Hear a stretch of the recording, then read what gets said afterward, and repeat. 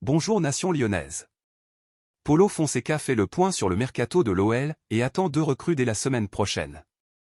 Mais d'abord, si tu es un vrai supporter de l'Olympique lyonnais et que tu viens d'arriver sur cette chaîne, abonne-toi tout de suite à OL News pour ne rien rater de l'actualité du club. Et n'oublie pas de liker cette vidéo pour que YouTube continue à te recommander nos contenus. C'est bon? Alors, on revient à l'info.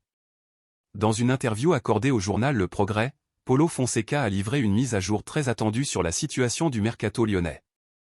Après avoir vu partir Lacazette, Cherki, Perry, Verretou et Caltaccar, le coach portugais espère que les choses vont s'accélérer du côté des arrivées. Il déclare: ce qui manque, ce sont des joueurs. On travaille pour faire venir des profils importants. On peut devenir une équipe plus forte.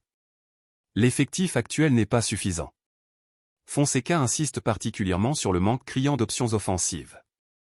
Hormis Georges Mikotadze et le jeune Afonso Moreira, le coach estime qu'il manque encore des éléments pour réellement concurrencer au plus haut niveau.